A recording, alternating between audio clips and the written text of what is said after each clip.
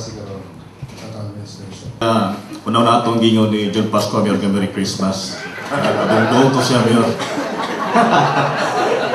Ito, Mayor, sa itong mga pangatana, dili kalimod nga ang nagbayas po tuwan, pas-pas kayo ang development o pas-pas sa salamat kung expansion. Ato pa naman kita, Mayor. Pas-pas ang development o pas-pas sa expansion through this mga subdivision, Mayor. But most of this subdivision na sa mga agricultural land. Now, di ba di makapikto, Mayor, sa atong food supply sa atong nagbayas po tuwan? To reclassify up to 15% of the agricultural land. But sa akong panahon karon wala kong i-approve. Kini nga mga approvals sa subdivisions karon sa kanhi po tong administrasyon. My policy now is never to approve a reclassification of an irrigated rice field. Pero daan na na-approve so wala ko mahimo. But just to update you, sa 15% nga allowed by law, napata sa 7%. 7% pa nga itong na-reclassify. But we will stop reclassifying the irrigated. Pwede sa ubang lugar siguro, like coconut plantation, but never rice. Thank you. All right. You've said that we've lost 120 million. My question is, dili ba ni siya maka-apekto sa mga projects o programs nga imong i-implement o imong future nga i-implement pa? Just I have said, starting July pa lang, we were calling for convergence already. And kini man importante po yung transparency. Because kung transparent and honest ka, ang ubang tao mo tayapod. I think that's the reason why itayapod ang ubang NGAs, no? For example, kung adunay irrigation project na pagaymoon, naka-program ka na sa CP, mungutana ko sa Department of Agriculture karon kung aduna ba sila irrigation fund. Adun naman. So muhangyo si Mayor nga, pwede ba DA, kamo na rin mo gasto, di na lang ako. So I can use the money in other purposes.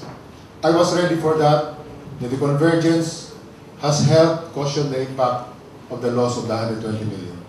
So plus, I know it was a very lonely fight because I happened to witness your lawyer is my lawyer also. Nakita na ko ang effort sa imong legal team. You have the best lawyer in town na nagpaluyo nimo. Unsa may significance aning unsa pa ni Mayor kadaugan ni siya? What does this signifies kaning issue bahin sa kay kaning gasta? Mga magudi karon ang sige nagdagan-dagan po sa area bitaw, Mayor, no?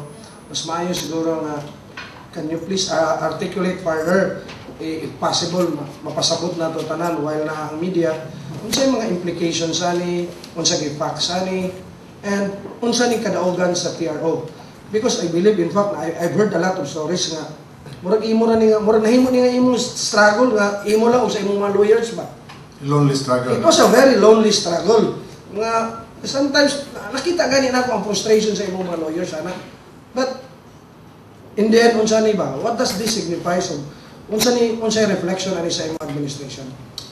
Okay. Ako gamay frustrated ko because tama man ka, Director, it was really a lonely fight. Murag, unsa man ni murag kagamay sa Katunawan, Santo Niño, iba rin sa third floor. Bunal-bunalan mo humayon to. Pero kinino atong effort to protect the 500 million worth sa project. Ngunit ito po, no? Few months or 2 months before the last election, gidali-dali niyo subscribe kini nga loan. Sa 1.03 billion nga loan, 500 million was supposed to be allocated for these 3 major projects. Sangguniang Pangloso Building, MDG Park o ganang South Public Market, 500 million.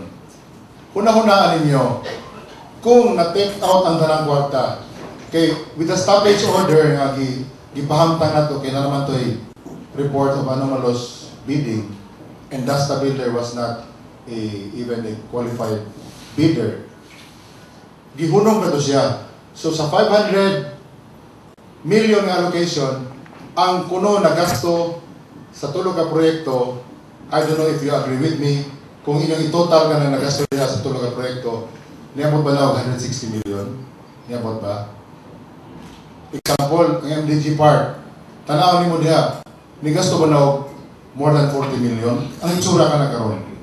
O ka na mga poste diha, niya mo ba na 50 million kapin? O sa pikas mo gihapon. So ang report was anomalous bid. Pag-review karon sa financial, out of the 160 million nga kuno na gasto, COA concluded nga na-bloat kini by more than 90 million. To be exact siguro, more or less 94 million pesos. Sakit kay mga igsunan because starting from day one of this administration, ang gi-impose karon sa bangko nga bayron nato sa atong loans, capital, central, capital ano? Interest and the principal, 160 million every year. Kung wala ko na ma-stop nato kayo nga proyekto, nag-ung-ung pa na nga 350 million karon sa bangko, kaya wala pa na ma-take out because of the stoppage order. Imagine spending more than 200 million every year for debt servicing. Unsa naman itong ihatag sa social services? Unsa naman itong imuon sa infrastructure?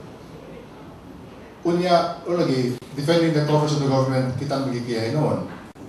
Kini pong arbitration committee, nagpahamtang siya o writ of execution nga pagabayaran ng kuno nato because their original demand was for the city government to pay 140 million sa contractor. Imagine ka, after they have spent 160 million, pabayron na po tao 140 million.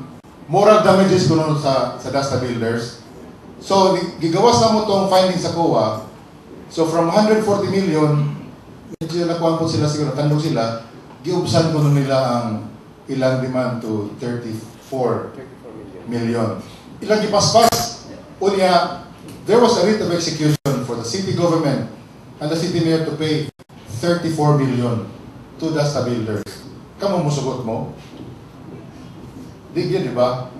Now, that's why we had to appeal for the Court of Appeals and they granted an RTRO for that because they realized po nga what? We are protecting government funds money. This is your money and mine. Ato rin tanan, ato rin ipasingutan, ato lang musikan. So muna karon TRO for 60 days, it is a very big victory for the people of Butuan. Why? Because at the time when we needed the money very much, with the loss of 120 million, we need every penny we can earn for our people. Bakit aling sa TRO, self-explanatory man siya, kaya naman siya sa nanamay resolution ani sa 21st Division sa CA.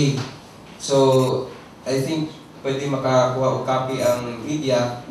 And for our kuha na lang po, atong mga constituents, para masabtan po nila kung unsa ang gibasihan sa TRO, nag-ingon ang 21st Division sa CA nga kung implement ang katong writ of execution sa nag-issue sa SIAC, lagi irreparable damage ang masakit sa city, especially ang city coffers. Kay 34 million man gud ang gi-award sa ila, and then naay COA nga decision, COA audit nga legally kuan siya, flawed ang pag-award sa contracts, and then on the technical aspect, bloated po ang kanang report sa accomplishment report sa Dasta. So, I think more mas muna ang kuan niyo. Well, tamay na lang yun po ang kay kubalhin na sila dito sa ang Provincial Capitol Building will be transferred to Barangay Sanghan in Cabadbaran City. So, I understand, as of the moment, kato na lang conversion sa yuta ang ilang ihulat. Conversion from agricultural to institutional. So, ang Provincial Capitol Building, mag-vacate na ang mga offices to Sanghan. So, sir, unsay atong reaction ani sir? Siguro di ba mamingaw na ang syudad sa to tickle your intelligence and your imagination, I don't want to reveal something to you which the governor should reveal because I'll be stealing from him the limelight, no, and the honor. but it will make you happy. That's one of the things we have discussed with the Vice President. Ako gusto ko nga i-reveal ka ninyo, upon I'll wait for the Governor to do it. Sir, I understand nga sa last museum ba, sir? Nagpaabot sila, sir, sa ilang mga experts from Manila. I understand nga na ay project ng city government for re-excavation dito sa atong Barangay Shrine, sir. They came over, they did a spot mapping. The actual re-excavation will be done March after the rainy season. To convert that into an archaeological park, the only one in the country right now. So that's something you can also expect. The year of the SPAS was really very exciting. And I promise you, the best is yet to come. I made my statement before that every year is going to be a better year than the year before. So that's what we're going to expect. But I cannot do it alone. I need you to partner with me. Very much. Merry Christmas. You're all invited to our city government party tomorrow.